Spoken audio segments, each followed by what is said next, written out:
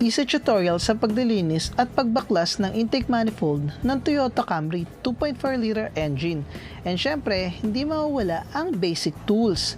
So, wag na natin patagalin, simulan na natin! First, tanggalin ang terminal ng battery. Mas mainam ang negative terminal ang tanggalin. Next, tanggalin natin dalawang tornilyo sa cover.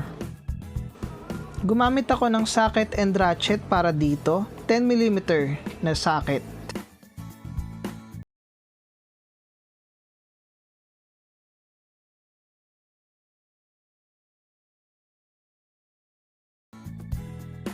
Tanggalin natin ang mass airflow socket.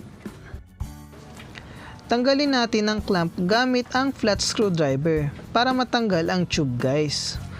Converted na pala ito, guys, hindi na ito ang urig na housing niya. Isunod natin tanggalin ang breather hose. Tanggalin muna natin ang clamp. Then tanggalin na natin ang tube.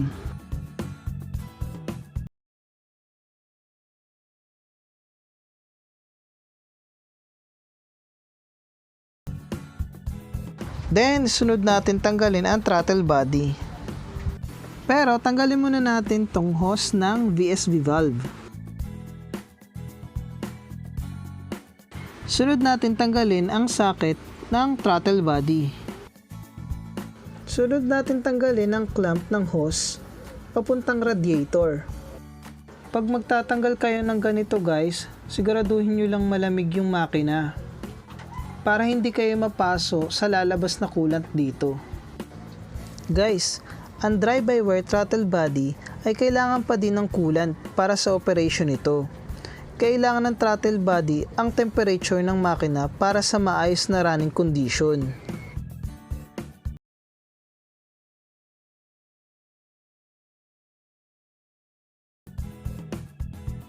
Tanggalin ang hose sa breather at isunod natin tanggalin ang 4 na tornilyo ng throttle body. Gumamit ako dito ng 12mm na socket and ratchet and also extension.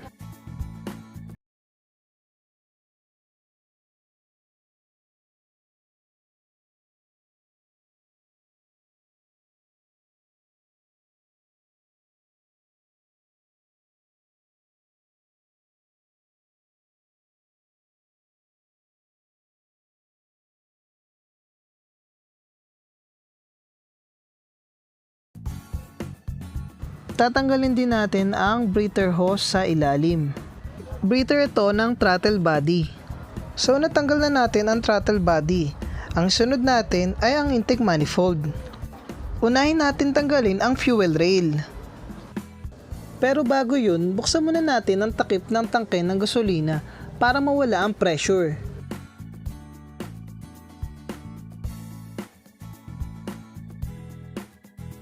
Isunod naman natin tanggalin ang injector socket. Pinipindot lang ito at hinahatak. Hatakin lang. Basag! Patay na! Aray! Ibig sabihin nun, kamag-anak ko na si Hawk? Okay lang, sabi ng may-ari. Papalitan na lang daw sa sunod. Medyo malutong na po kasi. Next, isunod natin ang VVTi solenoid socket. Ihawi lang natin itong wire. Then, tanggalin natin ang dalawang 12mm or 12mm na nut para matanggal ang fuel rail at injectors.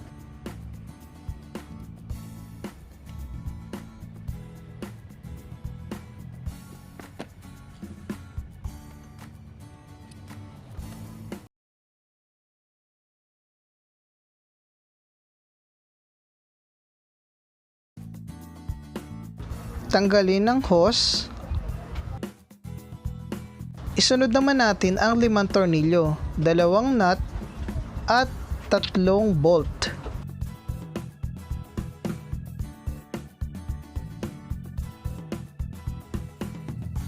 Gumamit ako ng socket, ratchet, and extension na 12mm. Andito na ako guys sa ilalim, tatanggalin to at eto. tanggalin na muna natin itong dalawa sa ilalim bago yung sa itaas.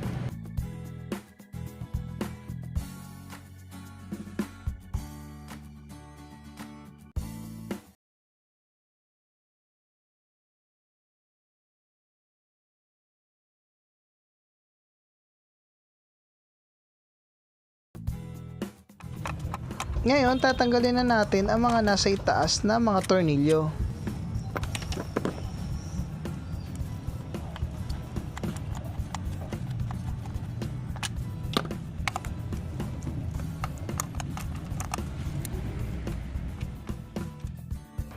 So, nakakalas na.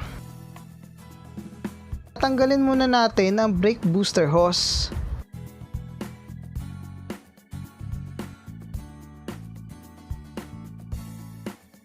So guys, ayun, natanggal na natin ang intake manifold. Itong gasket medyo matigas na. Bali, ito ay papalitan ko na rin. Itong hose na to ay para sa brake booster. And ito naman para sa breather, sa valve cover.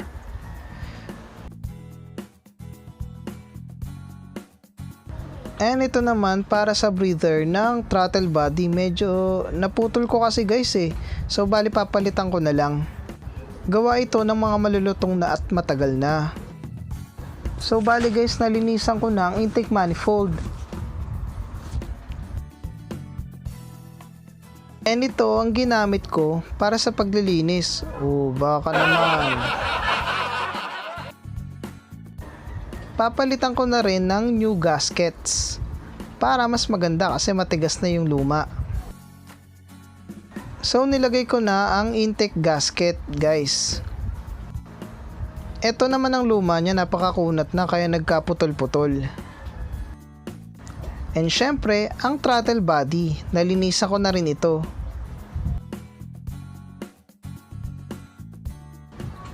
Kita naman ang ebidensya guys, 'di ba? Bagong palit lang daw po ito kaya hindi ko na rin pinalitan. Lalagyan ko na lang to ng pandikit para mas mainam. Ngayon, ilagay na natin ang intake manifold. Ibalik na ito.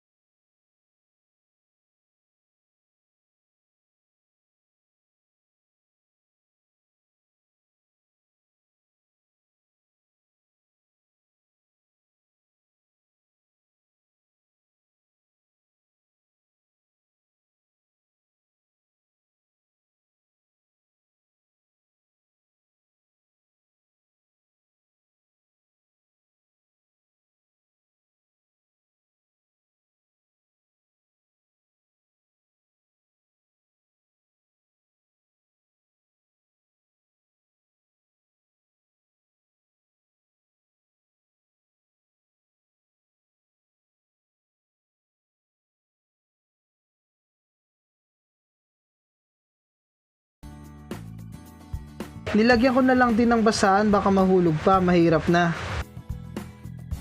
Kapag nalapat na ang tornilyo sa itaas, pwede na rin nating ilagay ang tornilyo dito sa ilalim at higpitan.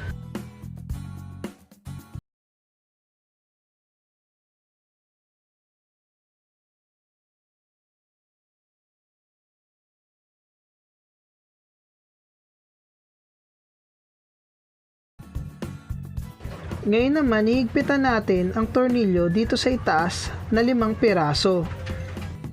Pag maghihigpit kayo guys, dapat mula gitna papalabas ang pattern ng paghigpit.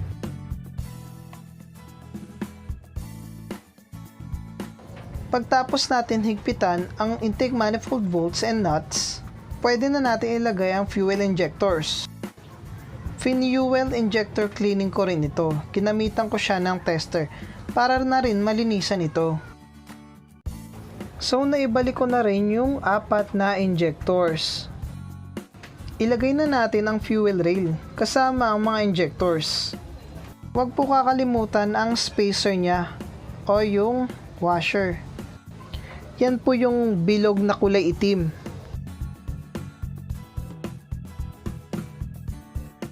Kapag nailagay na, ilagay na natin ang dalawang bolt. Then, higpitan. Ilagay ang mga socket kasama ang VSB solenoid. Then, socket ng mga injectors. Binalik ko muna ang mga socket guys dahil papalitan din naman.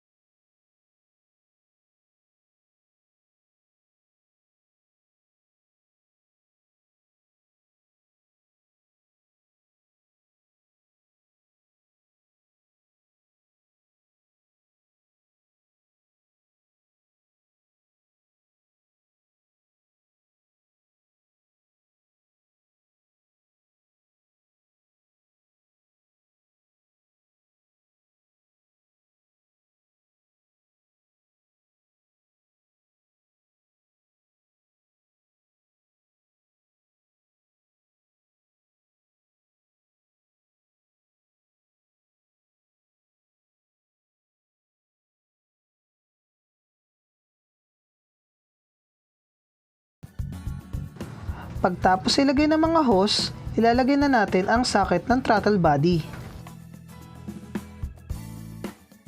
Inilagay ko na rin ang breather ng throttle body sa ilalim. Isunod naman natin ang air cleaner tube. Then, higpitan natin ang clamp.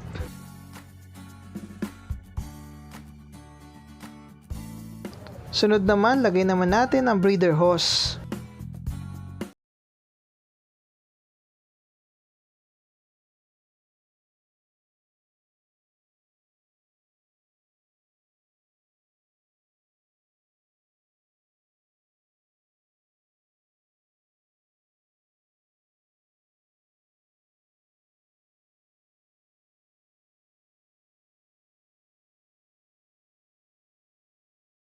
Guys, yung bracket di ko na ibinalik dahil wala ito sa tamang pwesto and dahil nga converted ito.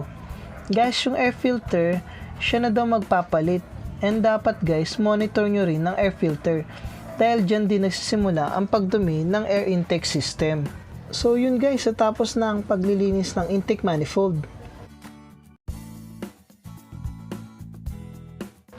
Lagyan din natin ito ng tubig dahil natapon ng tubig galing doon sa mga hose sa throttle body. So pinaandar ko na ito, hintayin natin ng 15 minutes hanggang mag-learn ng idle at syempre titignan din natin ang coolant if wala ng bubbles. Hintayin lang natin ang thermostat bumuka ng bahagya para matanggal ang mga bubbles nito. So guys, nawala ng bula, takpan na natin ang radiator. And also guys, check din pala ang reserba. So ayun guys, nalagyan ko na siya ng cover. So bale, obserbahan ko na lang ang kanyang andar. So guys, tama ng kanyang idle and temperature. And nagagawin ko na lang ay ang mag-road test. Guys, wala rin naman siyang check engine. Okay na okay siya, okay tumakbo. Nabilis. Hindi na siya nadidelay. Minsan kasi nagja-jerk siya nung una. So ngayon, na heavy tune up na. So yun na nga guys, natapos na natin ng magbaklas at magkabit ng intake manifold. Kung hindi ko na ipakita ang paglinis ng intake, gawa nung iba na ang naglinis nito. Kaya pasensya na guys ha, pero carb cleaner pa din ang binuga doon. Wala nang iba. Guys, sana ay may natutunan kayo sa video ko. Salamat ng marami, hanggang sa muli, paalam!